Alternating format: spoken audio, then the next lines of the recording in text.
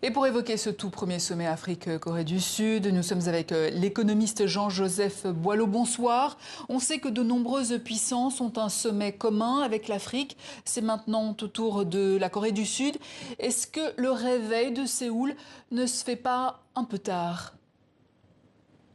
Non, il n'est jamais trop tard pour bien faire. Il ne faut quand même pas oublier que la Corée du Sud était un pays moins riche, à ma connaissance, de mémoire comme ça, que le Sénégal, par exemple, dans les années 60, et d'ailleurs que la plupart des pays africains. Euh, sa priorité a d'abord été son propre développement et l'ouverture à l'Afrique solennelle, on va dire, hein, sur le plan d'un sommet tient, à mon avis, à deux raisons. La première, c'est que l'Asie est en recherche aujourd'hui de sécuriser ses matières premières et de trouver de nouveaux marchés. Et que de ce point de vue-là, l'Afrique, effectivement, arrive en numéro un maintenant dans les priorités. Et la deuxième, c'est une raison interne, c'est que la Corée est un pays qui vieillit très vite maintenant et qui, évidemment, a un souci qui est de son avenir à moyen et long terme. Et donc, non, c'est assez normal que ça arrive maintenant. Alors, 47 accords ont été signés avec 23 pays africains. Bon nombre d'entre eux concernent l'approvisionnement en minerais essentiels. Qu'est-ce que ça traduit des intérêts de chacun? Bah, ça traduit que, à force d'avoir accusé la Chine d'être un peu le prédateur des ressources naturelles, bon, on savait que les pays occidentaux eux aussi étaient des prédateurs de ressources naturelles, je dis prédateurs entre guillemets, c'est parce que pour l'instant, évidemment, ce que l'Afrique a à vendre en échange de ces milliards maintenant qu'elle importe, et notamment d'Asie. Il suffit d'aller en Afrique comme vous et moi pour savoir que les téléphones portables Samsung, mais aussi bien sûr chinois, etc., que les voitures, je sais pas, la Corée par exemple commence à faire parler d'elle pour les petites voitures en Afrique qui correspondent assez bien au marché africain.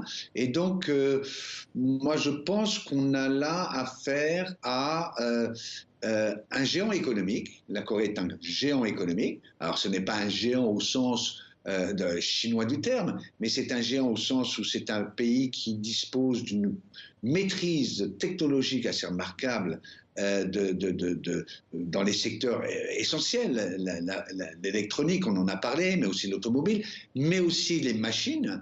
Vous avez beaucoup de chantiers en Afrique que je vois, que ce sont des entreprises coréennes ou des technologies coréennes qui sont utilisées. Donc on a aujourd'hui, allez, pas un géant, mais un petit géant qui va permettre aux Africains de non pas se détourner de la Chine, mais de prendre un peu de recul par rapport à la puissance chinoise qui a été effectivement la première à s'attaquer au continent africain. Mais qui a le plus besoin de l'autre?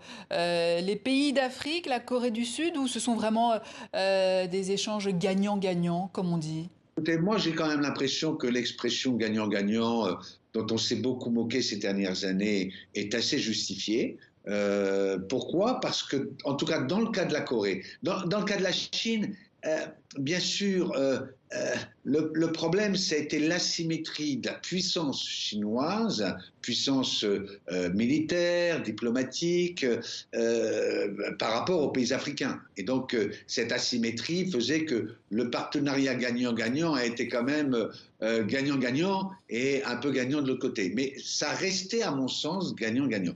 Dans le cas de la Corée du Sud, l'immense avantage, c'est d'avoir une puissance moyenne, hein, c'est à peu près la France, la Corée du Sud aujourd'hui, et donc de permettre aux pays africains, c'est pour ça que vous avez un interlocuteur, je crois que c'est de la RDC, mais je ne suis pas sûr, qui a bien indiqué que c'était un peu révolutionnaire. On a un interlocuteur de taille allez, moyenne et qui va être un peu obligé de donner un véritable gagnant-gagnant, des termes hein, de gagnant-gagnant dans les échanges. Matières premières parce que donc effectivement l'Afrique a plutôt ça à vendre et la Corée du Sud a plutôt ça à acheter et en même temps vous voyez les produits coréens qui arrivent vont concurrencer les produits chinois qui sont meilleurs marché mais de qualité souvent un peu plus basse quand même que les produits coréens. Jean-Joseph Boileau, merci. Je rappelle que vous êtes économiste.